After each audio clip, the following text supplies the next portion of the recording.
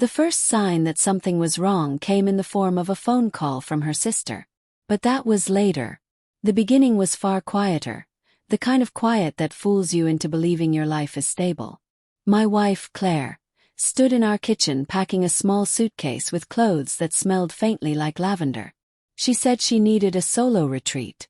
Time to unwind. Space to breathe. I told myself she deserved it. She worked long hours and always put others first. Why wouldn't I support her?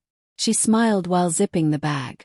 Napa will help me clear my head, she said, gently brushing her fingers down my arm. When I come back, we'll be better. Better. The word felt like a promise stitched together with hope and fear. I kissed her goodbye and watched her walk through the departure gate with a confidence that should have comforted me but only stirred something uneasy in my chest. For the first couple of days she texted me pictures. Sunsets over vineyards. Wine glasses lining a rustic table. Her smiling next to a vine wall, hair loose, face glowing with sunlight. But the more beautiful the photos became, the less they felt like they belonged to a life that included me. Her messages grew shorter. Great day. So relaxing. Talk later. Talk later never happened. On the night everything changed, I was watching TV when my phone buzzed. The contact name on the screen made my stomach flip. Hannah, Claire's sister. It was rare for her to call me directly. I answered quickly. Hey, everything okay? Her voice was tight, shaken. Where's Claire? I sat up straighter. Napa. She's on her retreat. Why? A shaky breath crackled through the speaker. Are you sure about that? Cold weight pressed into my ribs. What are you talking about? I'm in Napa, she said. I came to surprise her. I checked the resort. They said she's already here with her husband. I blinked hard. I am her husband. Hannah hesitated. Then her voice broke. The name on the reservation isn't yours. It's Mason.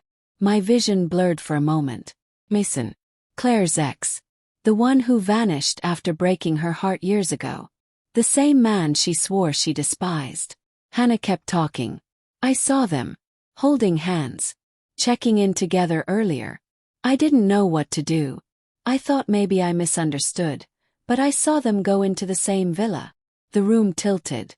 My breath stopped somewhere between my lungs and throat.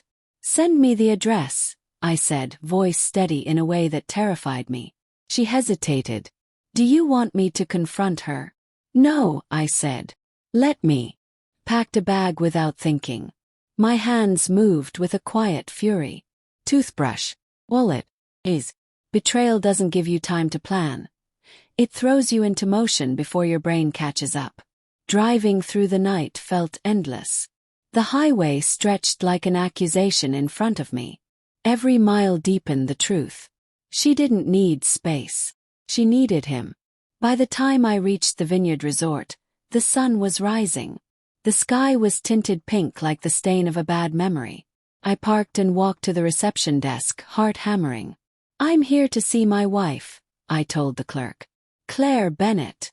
She typed, then offered a professional smile that must have cost effort. She checked into Villa 8 yesterday afternoon, with Mr. Mason Carter. Hearing his name spoken out loud made the betrayal feel sharper, realer. I followed the stone path toward the villas. Each step was heavy, the world spinning around a single thought. She chose him. My hand hovered over the door when I reached it. Voices drifted through the cracked window. Not tense. Not confused. Laughing. Her laugh. The one I thought I'd lost months ago. The one he had apparently kept safe for her. I pushed the door open. Claire's eyes widened first. She sat at a small table, breakfast tray half empty. Mason turned slowly, and his smugness hardened into discomfort when he saw me. Focused on her. What are you doing here? She whispered, voice trembling. I let out a short, humorless laugh. I live with you. I'm married to you. I think that gives me some rights. Mason stood. This isn't how it looks. I shot him a cold stare. Sit down. You're done talking. Claire stood, wringing her hands.